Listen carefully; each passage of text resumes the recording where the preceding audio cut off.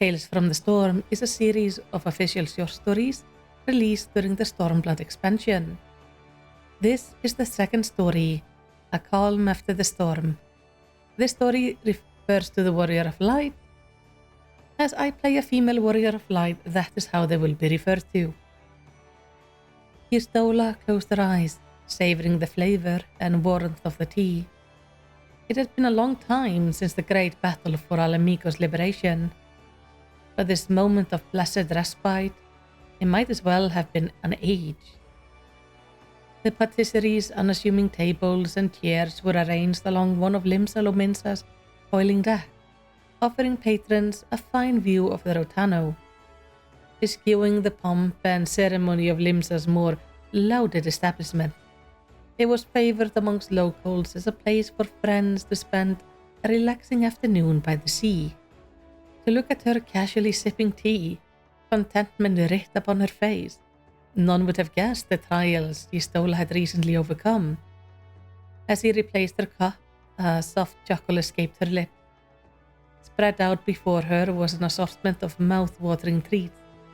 Among them the patisserie's speciality, a rich vanilla tart laden with glistening jam and plump berries. Across the table, Eorzea raised a quizzical eyebrow as he popped another cookie in her mouth. Dusting off her fingers, he scanned the area for invitees who had yet to arrive. Her eyes settled upon a familiar figure bounding towards them. "Sorry I'm late," Lise exclaimed, breathless. Eorzea waved away the apology. "Yours was the longest journey, and we started without you." With a happy sigh, Lise flopped into a chair. She was once more dressed in the clothing she had worn during her sojourn in the Far East. This was their first meeting since she had announced her decision to remain in Kirabania, to aid in rebuilding her homeland, and it was as if a great weight had been lifted from her shoulders.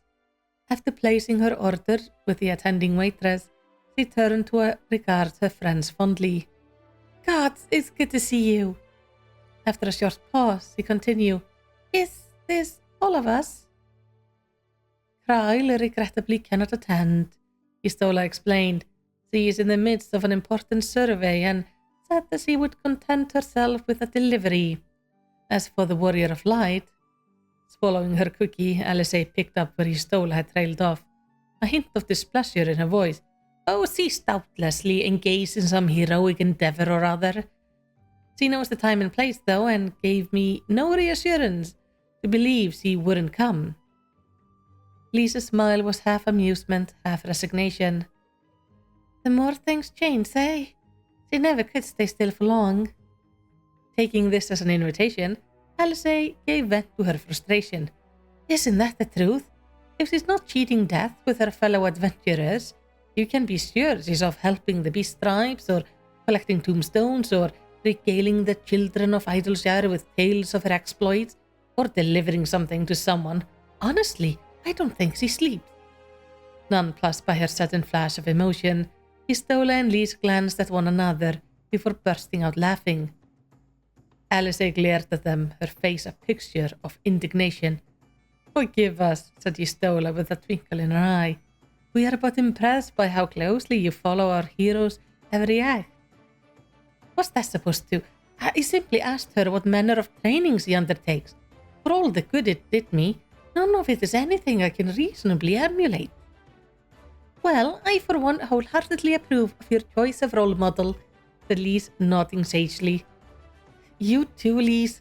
Ugh, if you want to talk about an interesting choice of role model, you should look no further than my brother."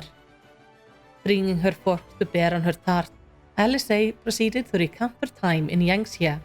While Lisa's party travelled to Asim Steppe in search of Lord Hien, Eorzea and Alphino had remained at the House of the Fears. During that time, her booked brother had helped to solve the Liberation Front's frequent shortage with a brand of wisdom that could only be described as useful. When I asked what had prompted him to turn his mind to practical matters, he told me he had met a man who taught him much and more of the road, and that he did not wish to seem idle should their paths chance to cross again. Naturally, he wouldn't say who this mysterious man was, only that he saw him as a brother. As if I needed another brother to contend with. Alizé punctuated the statement by plunging her fork into her tart. Lise received the tale of Alphino's chains with earnest interest, while Yistola, having an inkling as to this object of admiration, could only smile wryly. Being a man ungiven to sentiment, she knew the knowledge that he was missed would do little to hasten his return. The waiters appeared with Elise's drink, a glass of lemonade made with honey lemons from Othart. The first sip made her eyes light up, and she followed it with a long draught. Seeing Lise's enjoyment took Yistola back to her earlier days in Limsolaminsa, when she was just beginning to discover the city-state's renowned gastronomical culture. For all the culinary knowledge stored in Sharlayan vast libraries, nothing could replicate the experience of enjoying a delicacy in his native land. So, how fare you, Lise? Has the rebuilding effort begun in earnest? Yistola questioned snapped Lise back to reality, and she lowered both gaze and glass. Sort of. There's no end to the problems, and they're not the kind I can punch. Thinking was always Papalimo's department. I mean, I'm doing my best, but, well, things rarely go to plan. Absently, she ran a finger over the droplet of her glass. I still catch myself wondering, what would Father do? What would Ida say? Why am I not like them? And I end up making myself depressed. Hearing her own words, Lise stuttered and fixed Yistola with a determined stare. But I won't give up, not after everything it took to get this far. Seeing the fire in Lise's eyes, Yistola could not help but be reminded of Ida when she spoke of liberating her homeland all those years ago. How proud she would have been. Letting out a sigh, Alizé placed a second slice of tart on Lise's plate. But I haven't finished the... You need to keep up your strength, Yistola declared, in a tone that brokered no argument. We all know that working hard makes you hungry. As does being serious, as does thinking in circles. Lise's shoulders slumped. Gods, I'm not that bad, am I?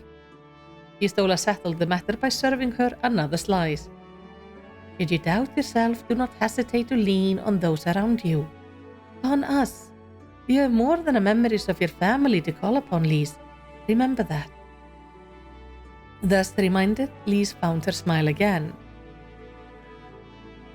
While attending to the content of her well-populated plate, Lise reported on the recent happenings in her life. I've made a new friend, she began, through a mouthful of tart. A boy about my age, who used to be in the Resistance. He knows everything there is to know about Alamican politics and history. All the stuff I'm hopeless with, basically, is actually thanks to him that I had time to come here today. He helped me dig up some old records on a mine I'd been searching for.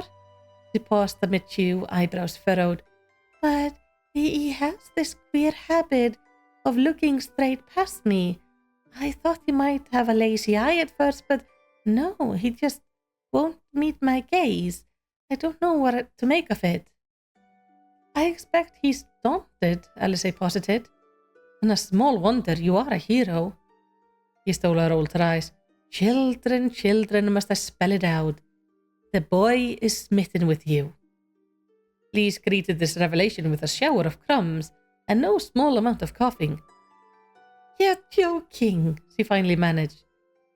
Yes, I am famed for my sense of humor, Yistola agreed, her face stony. But were that not the case, you might entertain the thought. Unless, of course, your heart is already bespoken for. The handsome young lord of Doma was of similar age, was he not? What? Ian? No, I don't. I mean, I admire him and all, but so do a lot of people, and I might know someone who admires him especially. Lise's gaze floated off into the distance along with her thoughts. She said no more on the subject, and the others did not try. As if to signal the end of the report, she gave her lemonade a hearty stir before narrowing her eyes at Yistola. What about you, Yistola? What do you think of, Lise searched about for a suitable candidate. Thancred, maybe, or or one of the others? I can honestly say that they have never crossed my mind. If you must know, however, at that moment the memory came to her unbidden. She was convalescing at the Rising Stones after a disastrous encounter with Xenos when her sister paid a visit. Though glad of her preservation, this latest brush with death had plainly come too soon after the livestream episode for Ymitra's liking, and she proceeded to rebuke her over the willful disregard she had shown for her own well-being. Her sister knew how dedicated she was to her chosen path, and would ordinarily have left it at a few stern words, but this time they burst forth as torrent, knowing no cease until she sent Ymitra away, pleading weariness. It was then that her sister had wearily spoken the words, "Is it not past time you found someone? Strong you may be, but how much stronger might you prove with another at your side?" The words resonated in Ystola's mind as she drained her tea. Beyond the cup, she spied the other two leaning forward in ill-concealed anticipation. She flashed them a curt smile. "Nay, mayhap it's better that I keep my own counsel."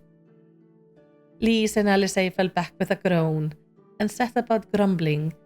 Ignoring them, Ystola reached for a teapot, her hand stopping short as her ears discerned a familiar footfall. It would seem our gathering is finally complete. In unison, the three Scions turned to look, and sure enough, it was her, the Warrior of Light. So, shall we order more of everything? The afternoon was yet young.